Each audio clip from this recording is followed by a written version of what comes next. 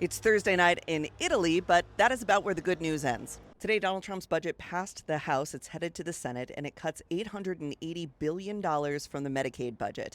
And if you're like, wow, that sounds like the whole budget, you're correct. The budget also extends the 2017 Trump era tax cuts for millionaires and billionaires. There's a possibility this budget gets challenged in the Senate, so I'm going to hold off on giving you a total breakdown on the budget until we know what's happening.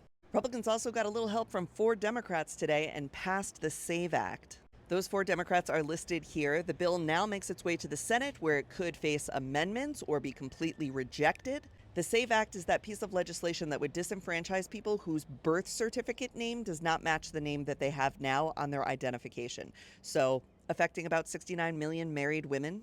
But there is a little bit of good news out there from people who are pushing back. An organization known as SEAT, Students Engaged in Advancing Texas, filed an amicus brief at the Supreme Court standing up for students' right to education and libraries.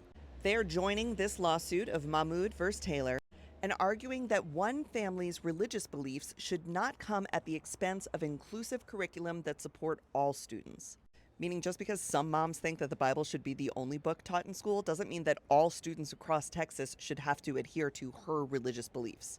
And lastly, some very sad news. A man was killed when he was struck by a truck last night at the Amazon factory known as JFK 8. This factory is on Staten Island, and their efforts to unionize were chronicled in the movie Union, featuring union organizer Chris Smalls. Show you what Italy looks like from this angle now to try and lift your spirits a little bit before I tell you about the Dow tumbling another 2,000 points as Trump keeps up this tariff war with China. Despite bragging about how some of his millionaire and billionaire buddies made millions of dollars yesterday when the stock market rebounded slightly after he said it was a great time to buy stocks, we are still in a really rough spot with China and several of our other trade partners. I'm going to go get an Aperol Spritz.